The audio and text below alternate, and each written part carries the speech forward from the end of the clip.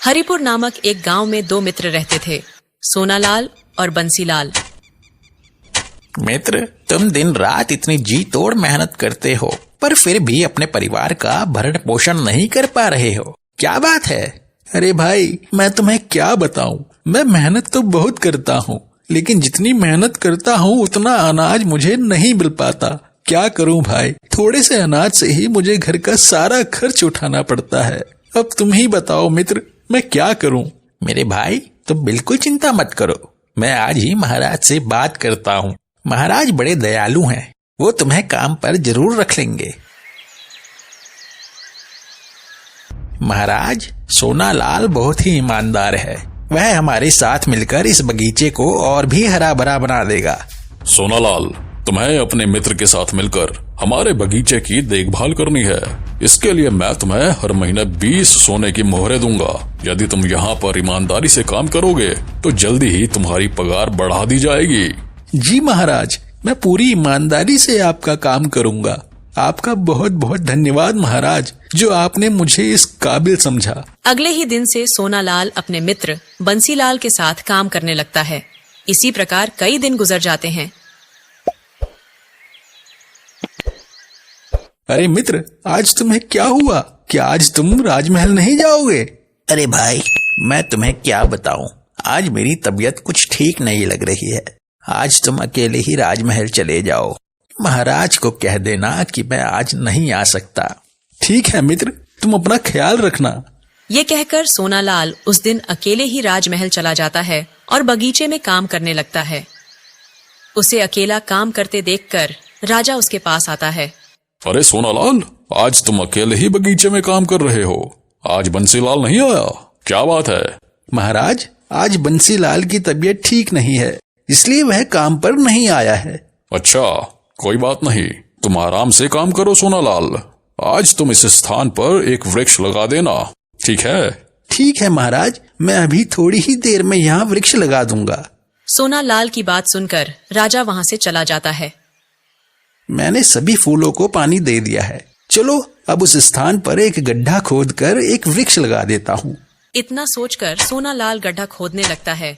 कुछ देर गड्ढा खोदने के बाद अचानक सोनालाल के फावड़े से कोई वस्तु टकराती है। अरे यह क्या? यह आवाज किस चीज की थी?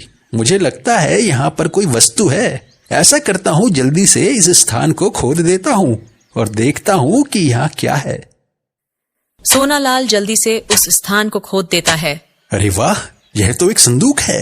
बगीचे के बीचों बीच में यह संदूक, मतलब जरूर इसमें कोई कीमती वस्तु होगी। चलो इसे खोलकर देखता हूँ। सोनालाल जैसे ही उस संदूक को खोलकर देखता है तो वो हैरान हो जाता है। अरे वाह, यह संदूक तो सोने की मोहरों से भरा हुआ है। चलो मैं जल्दी से इस संदूक की खबर महाराज को दे देता हूँ, इसे देखकर वो बहुत खुश होंगे। महाराज जल्दी चलिए, बगीचे में कोई पुराना संदूक निकला है। राजा सोनालाल के साथ उस संदूक के पास पहुंचता है। संदूक को देखकर राजा बहुत खुश होता है। अरे वाह सोनालाल, यह संदूक तो मेरे पूर्वजों का है। इस संदूक को मैं कितने वर्षों से ढूंढ रहा था, लेकिन मुझे यह संदूक कहीं नहीं मिला, और आज तुमने इस संदूक को यहाँ ढूंढ लिया। मैं तुमसे बहुत प्रसन्न हुआ हूँ सोनालाल। आज तुमने अपनी ईमानदारी का खरा सबूत दिया है। तुम चाहते तो इसे चुपचाप यहाँ से ले जा सकते थे, मगर तुमने ऐसा बिल्कुल नहीं किया। इसलिए मैं तुम्हें कुछ इनाम देना चाहता हूँ। मांगो सोनालाल, तुम्हें क्या इनाम चाहिए? महाराज, ईश्वर और आपकी कृपा से मुझे और मेरे परिवार को 2 वक्त का खाना तो मिल ही जाता है। मैं जितना भी कमाता हूँ उतने में ही खुश हूँ, मुझे और कुछ नहीं चाहिए। और वैसे भी महाराज, ये खजाना तो आपके पूर्वजों का ही था, इसलिए इस खजाने पर सिर्फ आपका ही अधिकार है। अरे वाह सोनालाल, तुम तो वास्तव में एक महान इंसान हो, जिसे दुनिया की मोह माया से कोई वास्ता नहीं है। मैं तुम्हारे विचारों से बहुत प्रभावित हुआ हूँ सोनालाल। अब तुम्हें यह काम करने की कोई जरूरत नहीं है, क्योंकि आज से मैं तुम्हें अपना मंत्री नियुक्त करता हूँ। इस तरह सोनालाल की किस्मत उस दिन से पूरी तरह बदल जाती है। कुछ दिनों बाद जब बंसीलाल वापस काम पर लौटा। अरे सैनिक भाई, आज मेरा मित्र सोनालाल काम पर नहीं आया, क्या बात है? अरे बंसीलाल भाई, अब सोनालाल जी माली नहीं रहे, अब वह इस राज्य के मंत्री बन गए हैं। महाराज ने सोनालाल जी को अपना खास मंत्री बना दिया है। क्या कहा? मेरा मित्र मंत्री बन गया है? अरे वाह, इससे ज्यादा खुशी की बात मेरे लिए और क्या हो सकती है। सैनिक भाई, मैं अभी अपने मित्र से मिलकर आता हूँ। अरे नहीं बंसीलाल, तुम अंदर नहीं जा सकते। चुपचाप जाकर अपना काम करो, तुम्हें अंदर जाने की कोई आवश्यकता नहीं है। लेकिन सैनिक भाई, वह तो मेरा परम मित्र है, मैं आखिर अपने मित्र से क्यों नहीं मिल सकता? सैनिकों से बार बार गुजारिश करने के बाद भी सैनिक बंसीलाल को अंदर नहीं जाने देते, जिसे देखकर बंसीलाल बहुत दुखी हो जाता है और काम करने वापस बगीचे में चला जाता है। लेकिन उसका मन अपने मित्र सोनालाल के बिना नहीं लग रहा था। सैनिकों, जाओ और मंत्री जी को उनके घर छोड़कर आओ। राजा के आदेश पर सैनिक सोनालाल को रथ पर बिठाकर उसके घर की तरफ जाने लगते हैं कि तभी उसका मित्र बंसीलाल वहां आ जाता है। अरे भाई सोनालाल, तुम तो अब मंत्री बन गए हो। तुम्हें मंत्री बनने पर मेरी तरफ से बहुत सारी शुभकामनाएं। मित्र, यदि तुम बुरा न मानो तो क्या मैं भी तुम्हारे साथ चल सकता हूँ? तुम्हारे साथ बहुत सी बातें करनी है। नहीं बंसीलाल, आप मंत्री जी के साथ नहीं जा सकते। यह रथ केवल महाराज और मंत्री जी के लिए ही है। इस रथ पर तुम नहीं बैठ सकते। ये बात सुनकर बंसीलाल और भी ज्यादा दुखी हो जाता है। बंसीलाल को दुखी देखकर सोनालाल भी दुखी हो जाता है। सैनिक तुरंत सोनालाल को लेकर वहां से चले जाते हैं। ऐसे ही कुछ दिन बीत जाते हैं। एक दिन बगीचे में राजा का पुत्र राजकुमार विक्रम खेल रहा होता है कि अचानक वहां पर कहीं से एक जहरीला सांप निकल आता है और राजकुमार को काट लेता है। सांप के काटते ही राजकुमार तुरंत बेहोश हो जाता है। जैसे ही बंसीलाल ये देखता है, उसके हाथ पांव फूल जाते हैं और वह तुरंत राजा के पास पहुंच जाता है और राजा को घटना के बारे में बताता है। जैसे ही राजा को यह बात पता चलती है, वह उपचार के लिए तुरंत अपने राज्य के सबसे बड़े वैद्य को बुला लेता है।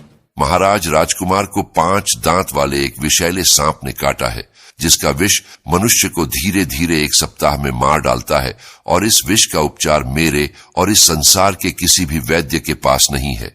वैद्य जी, तो क्या अब हमारे पुत्र की जान बचाने का हमारे पास कोई और रास्ता नहीं है? सिर्फ एक रास्ता है महाराज, और वो रास्ता बहुत कठिन है। उत्तर दिशा में पड़ने वाली जजंत्रम पहाड़ियों के बीचों बीच एक जंगल है, जिसमें बोलने वाला एक जादुई पेड़ है। यदि उस पेड़ की कुछ पत्तियां मिल जाएं, तो उन पत्तियां का रस पानी में मिलाकर अगर राजकुमार के मुंह में उसकी कुछ बूंदें डाल दी जाए, तो राजकुमार के शरीर में फैला विष अपने आप खत्म हो जाएगा और राजकुमार ठीक हो जाएंगे। तो फिर ठीक है बंसीलाल, तुम तुरंत जाओ और उस पेड़ की पत्तियां लेकर आओ। क्षमा कीजिए महाराज, लेकिन उस पेड़ से पत्तियां लाना सबके बस की बात नहीं है। वह वृक्ष पहले पहेलियां पूछता है, फिर अपनी पत्तियां देता है, और अगर कोई उसकी पहेलियों का उत्तर नहीं दे पाए, तो वो वृक्ष उस इंसान को अपना बंदी बना लेता है। वाह, ये तो और भी अच्छी बात है। आखिर मैं भी देखूं कि बंसीलाल कितना बुद्धिमान है। महाराज, यदि आपकी आज्ञा हो तो मैं भी बंसीलाल के साथ जाना चाहता हूँ। नहीं मंत्री जी, यह विशाला सांप बंसीलाल की लापरवाही के कारण ही हमारे बगीचे तक पहुंचा है, इसलिए इसकी भरपाई भी बंसीलाल को ही करनी पड़ेगी। आपको वहां जाने की कोई आवश्यकता नहीं है। इतना कहकर राजा बंसीलाल को अकेले ही पत्तियां लाने के लिए जजंत्रम पहाड़ियों में भेज देता है। वहीं सोनालाल अपने मित्र के लिए बहुत ही चिंतित था। कुछ ही समय में बंसीलाल उस पेड़ को ढूंढते ढूंढते जजंत्रम पहाड़ियों के जंगल में पहुंच जाता है। हे भगवान, यहाँ तो बहुत सारे पेड़ हैं। क्या करूं, कैसे पता करूं? आखिर इन सब में वह जादुई पेड़ कौन सा है? मैं ऐसा करता हूँ, इसी स्थान पर जोर जोर से आवाज लगाता हूँ। यदि यहाँ पर कोई जादुई पेड़ होगा तो वह जरूर बोलेगा, हे जादुई पेड़, तुम कहाँ हो? मुझे आपकी पत्तियों की आवश्यकता है, कृपया मेरी मदद कीजिए। इंसान, क्यों नहीं, मैं तुम्हें अपनी पत्तियां दे सकता हूँ। यदि तुम मेरे 3 पहेलियों के सही जवाब दोगे तो मैं तुम्हें अपनी पत्तियां दे सकता हूँ। लेकिन याद रहे, यदि तुमने मेरी पहेलियों के गलत जवाब दिए तो मैं तुम्हें हमेशा के लिए अपना बंदी बना लूंगा। ठीक है वृक्ष देवता, आप अपनी पहेली पूछ सकते हैं। ठीक है, तो फिर बताओ मेरी पहली पहेली। ऐसा क्या है जिसे हम देख तो सकते हैं लेकिन छू नहीं सकते? बंसीलाल पहेली सुनकर डर जाता है और सोच में पड़ जाता है, क्योंकि उसे उस पहेली का जवाब नहीं पता था। मुझे लगता है तुम्हें मेरी पहेली का जवाब नहीं पता है। चलो मेरी दूसरी पहेली सुनो। मैं अलबेला कारीगर, काटू काली घास, राजा रंग सिपाही, सिर झुकाते मेरे पास। मुझे लगता है तुम्हें मेरी दूसरी पहेली का उत्तर भी नहीं पता है। चलो अब मेरी तीसरी पहेली सुनो। ऐसा क्या है जो चलता तो है लेकिन उसके पास पैर नहीं है? बताओ। लेकिन वृक्ष देवता, मुझे क्षमा कीजिए, मुझे इन तीनों पहेलियों का जवाब नहीं आता। अरे इंसान, तुमने तो मेरी एक भी पहेली का जवाब नहीं दिया, इसलिए मैं तुम्हें अपनी पत्तियां नहीं दे सकता और वादे के अनुसार मुझे तुम्हें बंदी बनाना पड़ेगा। इतना कहकर वह वृक्ष बंसीलाल को बंदी बना लेता है। उधर बंसीलाल का मित्र सोनालाल बंसीलाल से मिलने के लिए तरकीब सोच रहा था। महाराज, आज मेरा स्वास्थ्य कुछ ठीक नहीं लग रहा है, इसलिए आज मैं आराम करना चाहता हूँ महाराज। ठीक है मंत्री जी, आप जाकर आराम कर लीजिए। सोनालाल चुपचाप महल से निकल जाता है और बंसीलाल को ढूंढते हुए जजंत्रम पहाड़ियों के जंगल में उस जादुई पेड़ के पास पहुंच जाता है। वहां पहुंचकर वह देखता है कि उसका मित्र बंसीलाल उस पेड़ पर ही बंदी बनकर एक पिंजरे में बंद है। सोनालाल ये देखकर बहुत दुखी हो जाता है। हे वृक्षदेव, आप मेरे मित्र को छोड़ दीजिए। हाँ हाँ, क्यों नहीं, मैं तुम्हारे मित्र को जरूर छोड़ दूंगा और तुम्हें अपनी पत्तियां भी दूंगा यदि तुम मेरी 3 पहेलियों के सही जवाब दे दोगे तो। लेकिन ध्यान रहे, अगर सही जवाब नहीं दे पाए तो तुम्हें भी मैं अपना बंदी बना लूंगा। ठीक है वृक्षदेव, मैं आपके पहेलियों का जवाब दूंगा। आप अपनी पहेलियां पूछ सकते हैं। ठीक है, तो फिर बताओ मेरी पहली पहेली।